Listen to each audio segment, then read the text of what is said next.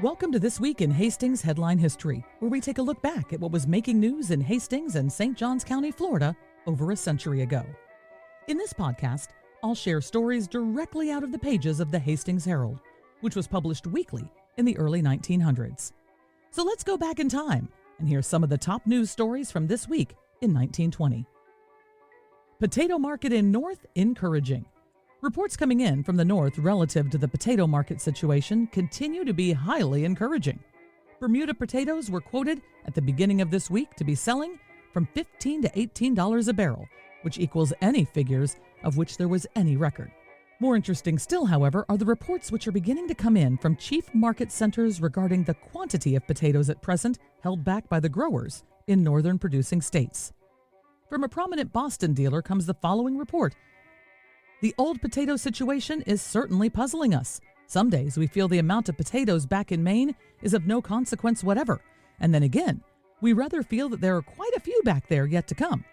The whole situation, however, depends entirely on the West, and if the Western reports are correct, that the middle three producing states of the Middle West are really short, as they claim they are, the old potatoes will certainly go out strong and will finish by the 1st of June. We are having a very strong demand from all sections of the South and West, selling as far west as Chicago and having inquiries from as far as Sioux City. Other reports across the northern states said their holdings were already very light, with continued strong demand and more good movement expected for the remainder of the season. In New York, they believed all their potatoes would be gone by the 1st of May. Prospects for areas further south like Hastings were very favorable to receive high prices this year, as the old potatoes in the north were expected to be all cleaned up early on. Another article in the paper relates to potatoes, and it bragged a title of $19 to $20 a barrel. It reads, a shipment of about 500 barrels of Bermuda potatoes received in New York early this week were selling Thursday, according to a telegram, from $19 to $20 a barrel, which establishes a new record for potato prices in that market. These potatoes comprised the last of the second crop and were reported to be selling well despite the record prices. Shipments of new Bermuda crops are expected to begin arriving next week and continue in small but regular shipments. When it comes to potatoes closer to home, how about an update on that #1 potato contest underway at the Hastings Herald? The article reads, a great deal of interest has been manifested in the Herald's announcement of a prize of $5 to be paid for the first 1920 #1 potato weighing a half a pound or better and grown anywhere in the Hastings district. A number of sample potatoes have been brought to the Herald office to indicate the progress being made by potato raisers in various parts of this section, all growers declaring a most optimistic belief in the success of the coming crop. The nearest approach to a prize potato which has yet made its appearance is one grown by R.A. Weber of Federal Point. This potato, which was dug by M. Weber exactly 90 days after it was planted, tipped the scales at 6 ounces, being 2 ounces short of the required weight. The potato has been on exhibition in the Herald office window since Thursday night and has attracted considerable interested attention. And the contest continues. In other news, Hastings delegation gets cooperation from Board of Trade in quick road relief. Cooperation between St. Augustine and Hastings in road matters, especially in the immediate future, became assured Wednesday night when a delegation of local businessmen made a trip to the ancient city to attend the open meeting of the St. Augustine Board of Trade. The meeting was called primarily for the purpose of creating an opportunity for a general discussion of the forthcoming bond issue.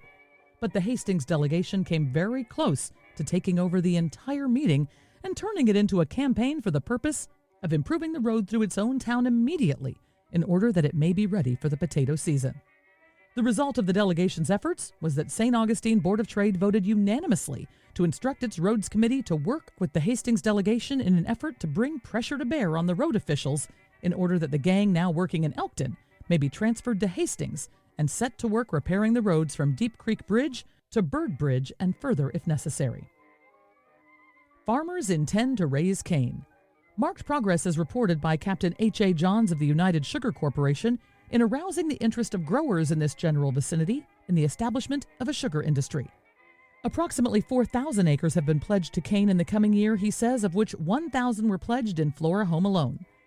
Definite reports were not at hand regarding the success being met by other representatives of the Sugar Corporation who have been investigating other sections of the state as possible sites for the refinery and factory, but Captain John seemed inclined to question whether the total inducements offered by those sections could equal those offered by Palatka and surrounding territory.